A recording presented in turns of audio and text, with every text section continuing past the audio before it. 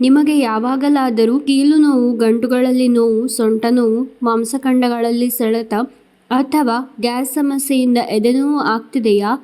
ಈ ಥರ ನೋವು ಬಂದಾಗ ನಾವು ಏನು ಮಾಡ್ತೀವಿ? ಬಹಳ ಜನರು ತಕ್ಷಣ ಪೇನ್ ಕಿಲ್ಲರ್ ಟ್ಯಾಬ್ಲೆಟ್ ತಗೊಳ್ತಾರೆ. ಆದರೆ ಒಂದು ಸತ್ಯ ಏನೆಂದರೆ, ಪ್ರತಿ ಬಾರಿ ಟ್ಯಾಬ್ಲೆಟ್ ತೆಗೆದುಕೊಳ್ಳೋದು ದೇಹಕ್ಕೆ ಒಳ್ಳೆಯದಲ್ಲ. ಕೆಲವೊಮ್ಮೆ ನಮ್ಮ ಅಡುಗೆ ಮನೆಯಲ್ಲಿ ಇರುವ ಸರಳ ಮಸಾಲೆಗಳು ಕೂಡ ಕೆಲವು ಸಮಸ್ಯೆಗಳಿಗೆ ಸಹಾಯ ಮಾಡಬಹುದು. ಇವತ್ತು ನಾನು ನಿಮಗೆ ಹೇಳೋದು ಅಂತಹ ಒಂದು ಸರಳ ಮನೆಮದ್ದು. ಈ ಮನೆಮದ್ದು ಮಾಡಲು ನಿಮಗೆ ಬೇಕಾಗಿರುವುದು ಅಡುಗೆ ಮನೆಯಲ್ಲಿ ಇರುವ 4 ಸಾಮಾನ್ಯ ವಸ್ತುಗಳು ಮತ್ತು ಇದನ್ನು ಸರಿಯಾಗಿ ಬಳಸಿದರೆ ಜೀರ್ಣಕ್ರಿಯೆ ಸುಧಾರಿಸಲು, ಗ್ಯಾಸ್ ಸಮಸ್ಯೆ ಕಡಿಮೆ ಮಾಡಲು ಮತ್ತು ಕೆಲವು ರೀತಿಯ ನೋವಿಗೆ ಸಹಾಯ ಮಾಡಬಹುದು. ನೋವು ಯಾಕೆ ಬರುತ್ತದೆ ಅನ್ನೋದನ್ನು ತಿಳಿಯೋಣ. ದೇಹದಲ್ಲಿ ನೋವು ಬರಲು ಕಾರಣಗಳು. ನೋವು ಅಂದರೆ ಒಂದು ಸಾಮಾನ್ಯ ಸಮಸ್ಯೆ, ಆದರೆ ಅದರ ಹಿಂದೆ ಹಲವಾರು ಕಾರಣಗಳು ಇರಬಹುದು. ಜೀರ್ಣಕ್ರಿಯೆ ಸಮಸ್ಯೆ.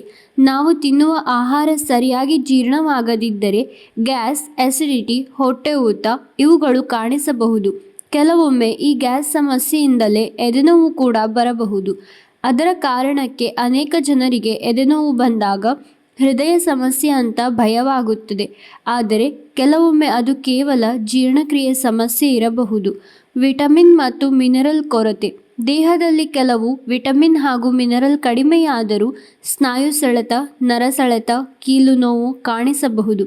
ಉದಾಹರಣೆಗೆ vitamin B, magnesium, potassium, calcium ಇವು ಕಡಿಮೆಯಾದರೆ ದೇಹದಲ್ಲಿ ನೋವು ಹೆಚ್ಚಾಗಬಹುದು. ತಪ್ಪಾದ ಜೀವನ ಶೈಲಿ.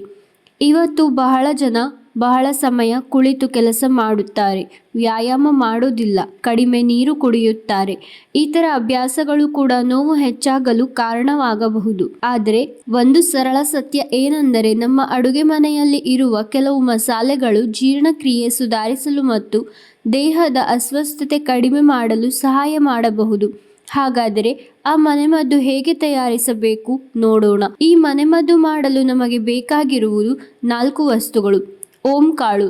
ಮೊದಲಿಗೆ ಒಂದು ಬೌಲ್ಗೆ 4 ಚಮಚ ಓಂ ಕಾಳು ಹಾಕಿ ಜೀರ್ಣಕ್ರಿಯೆ ಸುಧಾರಿಸಲು, ಗ್ಯಾಸ್ ಕಡಿಮೆ ಮಾಡಲು, ಹೊಟ್ಟೆ ಊತ ಕಡಿಮೆ ಮಾಡಲು ಸಹಾಯ ಮಾಡಬಹುದು. ಜೀರಿಗೆ.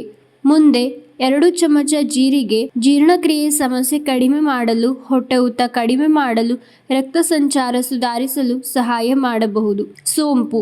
ಮೂರನೆಯದು 1 ಚಮಚ ಸೋಂಪು ಗ್ಯಾಸ್ ಸಮಸ್ಯೆ ಕಡಿಮೆ ಮಾಡಲು, ಹೊಟ್ಟೆಗೆ ತಂಪು ನೀಡಲು, ಜೀರ್ಣಕ್ರಿಯೆ ಸುಧಾರಿಸಲು ಸಹಾಯ ಮಾಡಬಹುದು. ಏಲಕ್ಕಿ.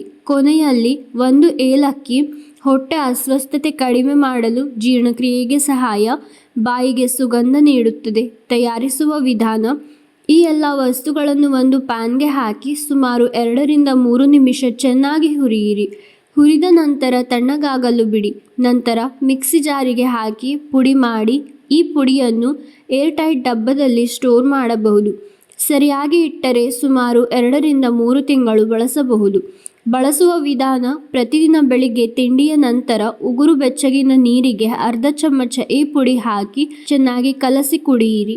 ಅಜೀರ್ಣ ಅಥವಾ ಗ್ಯಾಸ್ ಸಮಸ್ಯೆ ಇದ್ದರೆ ದಿನಕ್ಕೆ 2 ಬಾರಿ, ಬೆಳಗ್ಗೆ, ರಾತ್ರಿ ಊಟದ ನಂತರ ಬಳಸಬಹುದು. ಇದರಿಂದ ಏನು ಪ್ರಯೋಜನ? ಈ ಮಿಶ್ರಣ ಜೀರ್ಣಕ್ರಿಯೆ ಸುಧಾರಿಸಲು ಸಹಾಯ ಮಾಡಬಹುದು, ಗ್ಯಾಸ್ ಸಮಸ್ಯೆ ಕಡಿಮೆ ಮಾಡಲು ಸಹಾಯ ಮಾಡಬಹುದು, ಹೊಟ್ಟೆ ಊತ ಕಡಿಮೆ ಮಾಡಲು ಸಹಾಯ ಮಾಡಬಹುದು. ಕೆಲವೊಮ್ಮೆ ಜೀರ್ಣಕ್ರಿಯೆ ಸರಿಯಾಗಿದ್ದರೆ ದೇಹದ ಅಸ್ವಸ್ಥತೆ ಕೂಡ ಕಡಿಮೆಯಾಗಬಹುದು. ಇನ್ನೊಂದು ಮುಖ್ಯ ವಿಷಯ, ನೋವು ಕಡಿಮೆ ಮಾಡಬೇಕು ಅಂದರೆ ಕೆಲವು ಆಹಾರಗಳನ್ನು ಕಡಿಮೆ ಮಾಡಬೇಕು. ಉದಾಹರಣೆಗೆ ಜಂಕ್ ಫುಡ್, ಹೆಚ್ಚು ಸಕ್ಕರೆ, ಹೆಚ್ಚು ಕಾಫಿ ಮತ್ತು ಟೀ ಇವುಗಳನ್ನು ಕಡಿಮೆ ಮಾಡಬೇಕು. ಸಹಾಯ ಮಾಡುವ ಆಹಾರಗಳು. ದೇಹ ಆರೋಗ್ಯಕ್ಕಾಗಿ ಇತರ ಆಹಾರಗಳನ್ನು ಸೇರಿಸಬಹುದು.